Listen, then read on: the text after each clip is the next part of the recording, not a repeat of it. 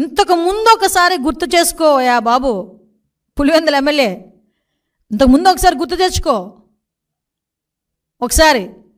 ఇవన్నీ చేసి ఈరోజు తిరిగి మా మీద ఇంకొకటి, నిన్న మొన్న సాక్షి పేపర్లో అదొక పాంప్లెట్ పేపరు, నా సాక్షి పేపర్లో ఈ వెహికల్ గురించి మాట్లాడారు, జగన్మోహన్ రెడ్డికి ఇచ్చిన వెహికల్ గురించి.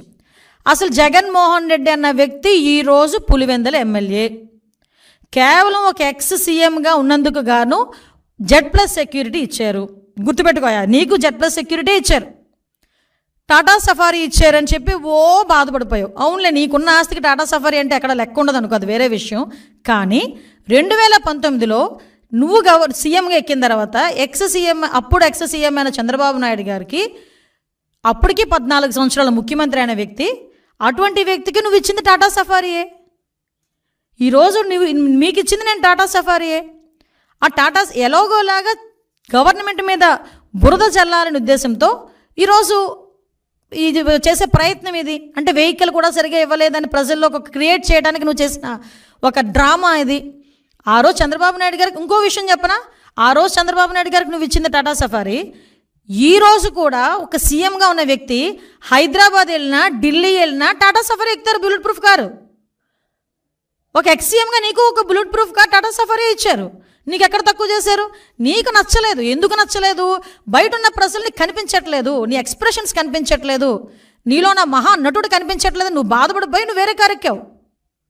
నువ్వు వేరే కారు ఎక్కినా కూడా బీపీ కార్ వెనకాతలు వచ్చింది, నీ వెనకాతలు తిరిగింది. అది ఎక్కడ కూడా ప్రోటోకాల్ కూడా వైలేట్ చేయలేదు, నీకెక్కడ కూడా సెక్యూరిటీ తగ్గించలేదు, నిన్నెక్కడ కూడా ఇబ్బంది పెట్టలేదు, నీ ఇంటి మీదకి ఎవడు దాడికి రాలేదు, నువ్వు ఎక్కడికైనా వెళ్తానంటే పోలీసులతో తాడులు కట్టలేదు.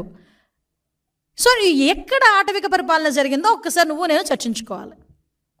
ఈరోజు ఈ సిచ్యువేషన్స్ అన్నిటి గురించి కూడా నువ్వు వెళ్తున్నావు. సెక్యూరిటీ విషయంలో గురించి చూద్దాం. అసలు యాక్చువల్గా సెక్యూరిటీ రివ్యూ కమిటీ అని చెప్పి SRC అని ఒకటి ఉంటుంది, అందులోనే IB GID 2 ఉంటాయి. వాళ్ళు ఫిక్స్ చేస్తారు అంత ఎవరికి ఎలాంటి సెక్యూరిటీ కావాలి, ఎవరికి ఎలాంటి సెక్యూరిటీ ఇవ్వాలి అనేది వాళ్ళు ఫిక్స్ చేస్తారు. సో వాళ్ళు ఫిక్సేషన్ ప్రకారం కూడా నువ్వు వెహికల్ ఎక్కావు, నీకు బీపీ వెహికల్ నీకు పంపించారు, సఫారీ పంపించారు, అది దిగిపోయావు. నీకు థ్రెట్ లేదా? రేపు పొద్దున్న ఏం చేస్తావు? ఎవడో నీ మనిషి ఏదో రాయి విసిరించుకుంటావు. నీకు అలవాటు కదా గులకరాలతో ఆడుకోవడం, కోడికత్తులతో ఆడుకోవడం.